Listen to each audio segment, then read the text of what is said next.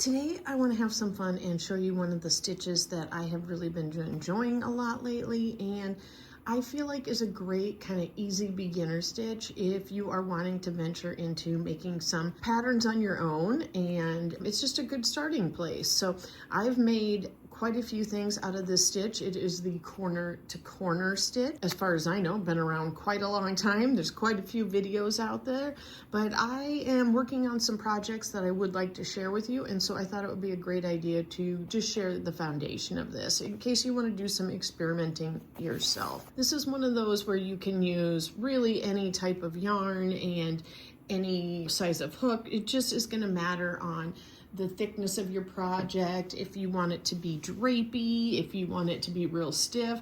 Those are all things to take into consideration. This Heartland yarn is pretty darn soft, and I am using a little bit larger. I'm using a 6mm hook for this. It does say to use, I believe that says a 5mm, so I am using it a little bit bigger. I generally like things a little bit drapier, and I have made a lot of scarves, infinity scarves, cowls, but I also made a shawl out of this too, like a triangle scarf shawl. So it's really easy and it's versatile. Let's get started here. We are going to go ahead and make a chain of 6. I always, when I hit the 3, I like to kind of put my thumb there, just so it saves myself some counting, I guess. So here is our 6 stitches. So we're going to go into that 3rd stitch right here, and we are going to make a double crochet.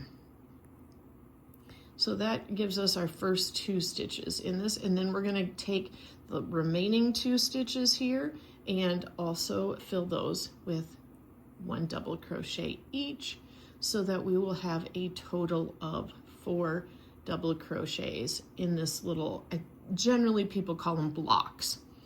So here is what our first block looks like. So this is where it can get a little bit tricky and confuse people a little bit, I think. So we're going to go ahead and we are going to chain 6 again. So anytime we're starting a new row, we are chaining 6.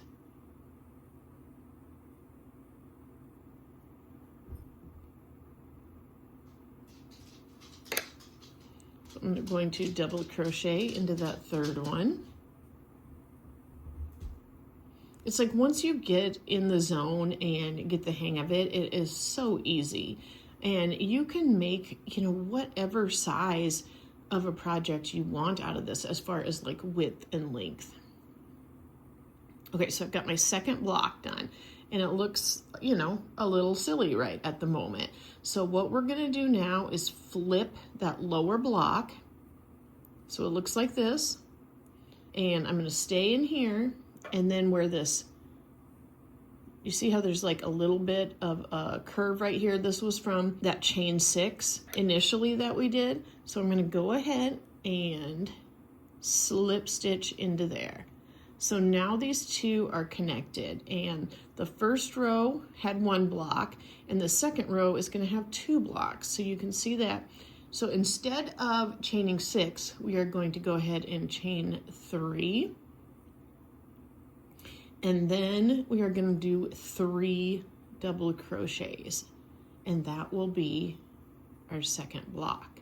And once you get this pattern done, that's really all you need to know. Like, it's really that simple. It just keeps growing every row. So let's go over this part again. We're going to go ahead and chain 6,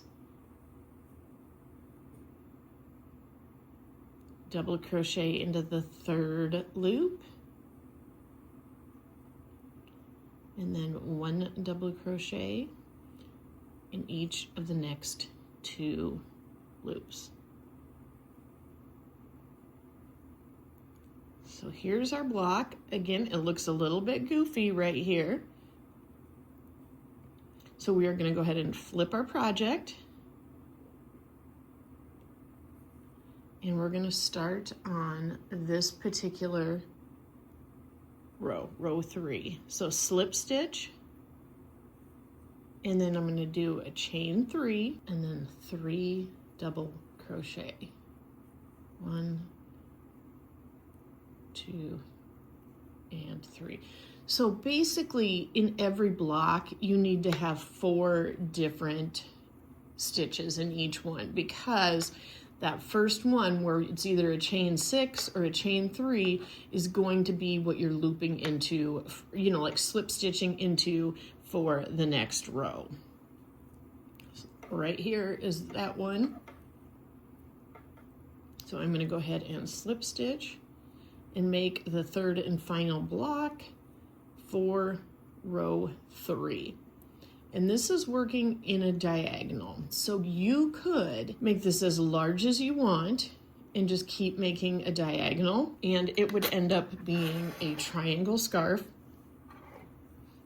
or triangle shawl, which is a really fun way to make one. But if you're wanting to make a rectangle shape, so a scarf, a wrap, something like that, cowl, anything like that, you're working like this right here. So it wouldn't be this is the bottom, it would be this is the bottom right here. So what I'm going to do is go ahead and get a couple more rows in here so you can see it a little better and know which side is which. If I stuck with just 3, it would probably be a little bit confusing. So I'm going to add about 2 more rows in here.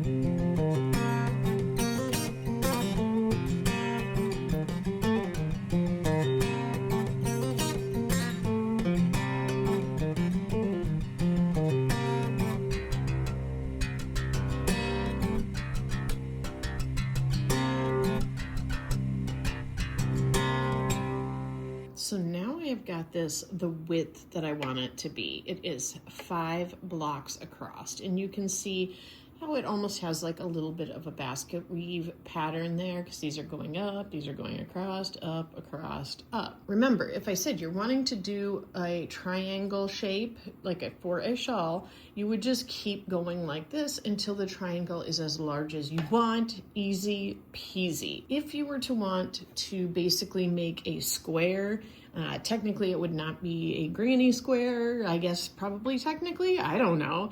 But if you wanted to make a square, if you were doing, you know, dishcloth or washcloth or something like that, or yeah, just making squares to attach to each other, you would then start to decrease on both sides.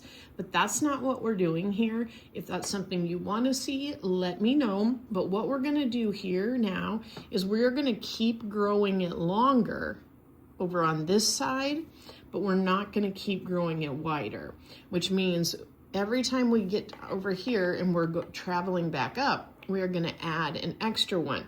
But on the times that we're traveling back down, we are going to stop right here, and then we'll have to slip stitch through there so we don't accidentally add more. So let's get started, and I will show you how we do that. We're going to start out the exact same way we have been with the start of every new row.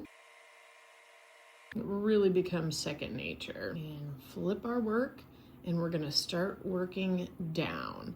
Now, I will be honest, it is super easy if you're like me and kind of distracted and doing 100 things at once. I have definitely noticed on my way down, I feel like many times, I don't know if it's 50%, but it's a lot, I will accidentally go ahead and like add one more over there, and it is goofy and you can tell right away you did something wrong, but it's not a big deal. Just pull it out and go back. Like, don't pull it all out, just like that one extra block that you made. I'm telling you, mistakes are normal. It's not the end of the world. Don't be hard on yourself. This does make a pretty solid piece of, I guess you would call it, fabric. Definitely not lacy, so it's probably going to be something where even if you were to make it out of a plant-based yarn like bamboo or cotton, it would still probably be on the warmer side and a little bit heavier, so something to take into consideration. All right, so we are working our way down. I know it looks like it was up, but it really was down, because this is the side we're elongating right here. And this is the side we're stopping at. And once you get going and get that length a little more noticeable, it's going to be really easy. You won't get confused. But yeah, when you're in those first few rounds, it can definitely be a little bit more confusing. Okay, so we don't want to elongate this side anymore because this is our width. So what we're going to do is slip stitch in there. And instead of creating a block here, we're not going to do that. We're going to flip it over and then slip stitch through these 3 double crochets right there on the top. And then we're going to come out here where that chain is. So we're going to go ahead and slip stitch into that chain. And I'm going to bring it up this way here because we're going to be working up, and you can see how that did create right here that side. So you can see it is now turning more oblong in shape. I'm going to go ahead and make this first one here. So just like we have been doing, the chain 3 more double crochets. So this is where it's different than when you're growing it in size, because every time on the smaller end, you've got this where you're going to slip stitch every time and then create your chain above it. So your 3 slip stitches, chain of 3, instead of creating the chain 6, which you will still be doing on the longer side. So I went ahead and finished my row up, and I am working on my row down. So I just wanted to go over this just one more time here with you so you can see that I finished this block right here, and I am going to go ahead and slip stitch into the chain, flip my work, and then slip stitch through these 3 crochet. And it does kind of make, you know, just like a nicer defined border on there as well, because you're kind of reinforcing it. So chain 3 and then 3 double crochet to work back up, and this is what our shape is looking like right here. What I am going to do now is I'm going to go ahead and work back up here till I get to this top. And since I'm not actually going to make a scarf today, I just wanted to show you how to do this stitch so that you can implement it in any of your projects. And I think in the future, I'm going to have a few projects that are just fun and easy and quick that use this. I'm going to go ahead and go up this, and I'm going to show you what to do when you want to go ahead and level things off and finish off the shape. Because that's where you won't be doing an increase on either side. You know, it's not the end of the world. If you were to realize that one of the little blocks maybe only had 3, instead of the 4, like the chain 1, and then it just had like 2 double crochet instead of 3. Really not the end of the world, in my opinion. Depending on what it was for, how noticeable it was, you know, I may or may not go back and fix it. You know, if I saw it right away, that is different. But like if I saw it 10 rows back, I would really analyze if it was actually important or not to change. Okay, so here we have that final block at the top, and we're not wanting to make this any longer at this point. So what we do is basically very similar to what we're doing on this side. We're going to go ahead and slip stitch into that chain, flip it over, and then we are going to slip stitch into these. So again, just like we were doing on the other side, and this is how we even it out. So it's not a diagonal anymore, and it will be a rectangle. So this is just like we were doing before. It really picks up the pace now. Like it goes real quick when you're doing that, when you're not doing increases. It can be a little troublesome if you're doing some estimating, and if you're doing something real wide and you don't really know, like, is it going to use a lot of yarn to get it into a square? Is it going to use a little bit? If you are winging it and just making like a scarf or something, just make sure that, you know, you do have enough. Otherwise, you may have to pull a few rows out and make it a little bit shorter, which again, not the end of the world if you have to do that. So again,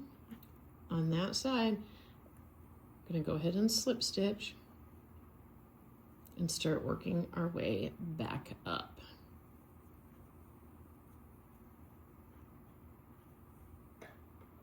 As you can see, it is really starting to block off quickly, and it really looks like I only have about 2 more rows to go here before our rectangle is made. Now, when I have done a scarf, like it was fine, you know, it's just like exactly how you would expect it to be, you know, just a rectangle. When I did some infinity scarves, what I did was actually then at the ends turned them to the opposite. This isn't long enough to show you, but I, you know, had the opposite ends touching so that it did have a, what do you want to say, like a twist in it. You wouldn't have to do that by any means. I just did. And of course it does have a little bit of a seam in it when you do that, but you know, most garments do have seams. I remember one time listening to Mary from Slow Crochet, and she was talking about how that was a big deal for her to overcome, was putting seams in the things she made. And she really did have to remind herself that, yes, when you buy a garment from the store, it definitely has seams in it. So it is okay. Not everything has to be seamless. Mary and I did a fun collab one time about using our good yarn. I will go ahead and link that if you would like to see it. So I have slip stitched into this last little bit. So I am going to flip it over and work my way up to the corner, slip stitching in those. So instead of doing a 4th slip stitch there, I'm just going to try to keep this a little more, you know, even and level here. So this is where I would go ahead and tie off my project at this point.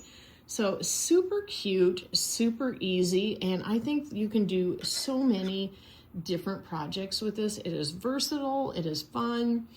If you use a striping, like a striped yarn, it is very like geometrically striped. It's very cool. I think it's neat to bring out the stripes since you can see them going up at the diagonal. To me, it seemed super fun. I have done solid ones where it's just more about the texture of it, which is great.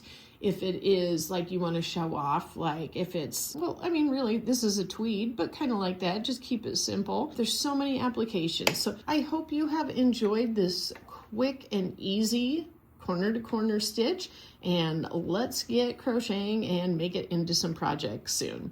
Thanks for talking yarn. Bye.